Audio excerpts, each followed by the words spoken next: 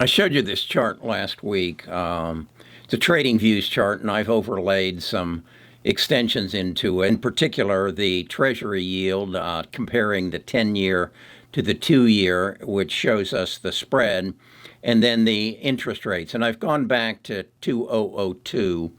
And then the line I've added into it is the TLT. This is an ETF which you can buy the 10-year Treasury.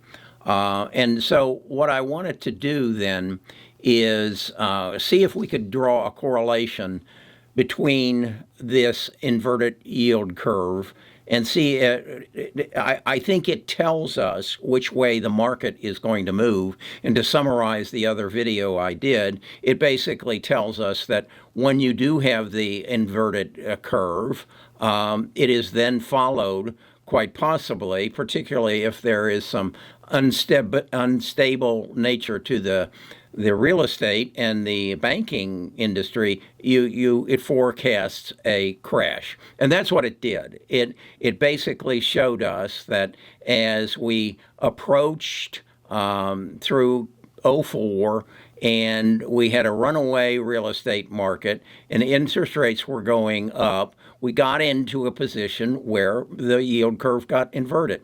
And you got to ask yourself the question, why would the yield curve get inverted? And my summation of it is that the U.S. government lends or borrows money, and institutions and nation states come to the Treasury and say, we're willing to lend you some money, but we want short term rather than long term. We don't want your 10 years. And someone else raises their hands and says, we do too.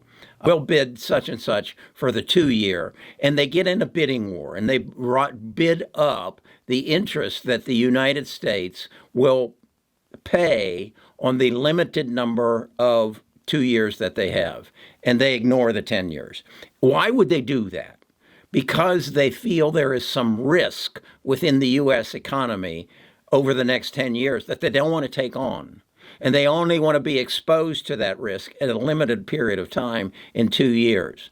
What I believe this is an indication of is there's a part of the world that knew that our real estate market was getting screwed up, and we were going to have a subprime crisis. We know Michael Berry knew about it, but there was the rest of the world, and they said we want to limit our exposure to the U.S. market, and so as it did, the yield curve got inverted. The Fed reacted by raising interest rates, trying to entice people to go to the longer term. And then as we reach the end of the inversion, which would indicate that quite possibly the world was becoming more comfortable with the U.S. financial situation, then we started lowering interest rates, and then we entered into the subprime crash. What I believe happened is what these people knew a long time before we did now became known to the market. Now became known that the banking system was underwater. And the interest rates came down until they got down to almost zero, 0.35%. Now I want you to watch that orange line. That's the TLT. This is what are they selling the treasuries for? And notice as the interest rates came down and as the inversion became a reversion, the value of the TLTs went up. And they kind of just moved with the market. And then the same thing started to happen again in 2022. I remember Abe came to our stock meeting and said, the yield curve has inverted, and every time it does, 6 months later, we go into a recession. Abe was right, but he was wrong. What happens is 6 months after we get out of the inversion, the stock market goes into a decline. Now, what stimulates that decline? Because of the inversion and because of bad banking practices and other situations, we have now a commercial banking crisis on our hands. We have office buildings that are empty. We have buildings that are owned by banks for 10 million, and the owner has walked away. Unlike in the real estate market, you walk away from your house, you're still obligated to pay it. They'll take everything you got. In a commercial loan, that's not the case. Who owns that building? A corporation. The corporation filed bankruptcy. You can't go after the officers of the corporation. They're protected. So the bank sucks that up. What does that look like? Well, somewhere down here in this road, the banks are going to come clean and say, we don't have the income. We've been carrying this building on our books for $10 million, and it's only worth $6. And the bank auditors have forced that upon them. So the banks have to write that off. What does that mean? They basically sell that building that they have on their books for 10 million. They sell it for 6 and write off the 4. At some level, enough of those 10s with 4 losses put the bank into insolvency. And the Fed comes in and rescues it. And so we know what that means. That means the stock market's going to crash. And the stock market did crash. It lost 50% of its value. How long did it take to regain that 50% of its value? The crash started, was at the high in October of '08. It reclaimed that high in April of 13. That's about 5 years. That's what we're looking at here. We're looking at a bank crash. We're looking at a TLT, a 10-year or 10-year Treasury, at a pretty much looks like a 10-year, 13-year low. When the banks crash, and I've got this that I buy today, the TLT, at $93.60.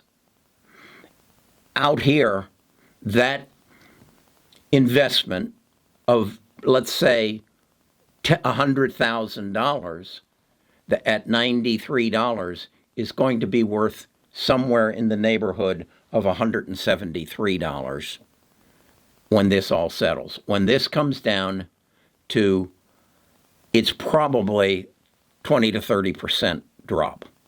So if we know that's going to happen, just by looking at past history, we can see they match up. There's the end. If this is, in fact, the end, that's where we're at. Interest rates will stay at about 5% for probably another 3-4 months, maybe 5 months, and then they'll start lowering interest rates. And then the commercial loans will default, and the banks will crash.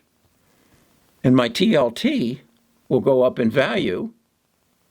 As Amazon comes down, I'll be able to buy it cheaper. I'll be able to buy Google cheaper. I'll be able to buy Nvidia cheaper, because they can't survive a bank crash, because money will become tight. And even though they are growing as a result of innovation, as the dot-com was growing back here, as a result of, not the dot-com, but the digital was growing, it couldn't survive the lack of cash as the market crashed. So that's where we're headed, I believe. I'd be interested in your comments. I'd be interested in you coming to my Stock Talk, joining our tribe, coming into our community, and examining this in depth and see if I'm right that my purchase of TLT today, and put that money aside and wait for this market to correct, because it's broken. All we have to do is look back and say, hey, it was broken back in '06, and we didn't realize it until '08, '07. It's broken in '24, and we didn't realize it until maybe the end of '25. But that line's coming down. That's what this tells me. What's it tell you? That's what I just spend my day doing. That's what I spend my sleepless nights thinking about. I think we've got an opportunity. I think we've got an opportunity by recognizing what is happening, positioning ourselves properly. I'm roughly 70% cash. I'll be in treasuries, and I'll probably be dollar cost averaging because I can look at this and I can almost copy this from this. It's following it. I think that matches with that. And we have this to come. It will come up a little, and then we'll see. All right, I'm Kerry Grinkmer. I'm a retired financial advisor. I run a tribe. That's right, a tribe. We reside on our bus 12 and our bus 13. Those stocks that we believe are going to give us our future, but we're going to have to wait a while. Okay, check us out. Go to bestofusinvestors.com and get on the bus.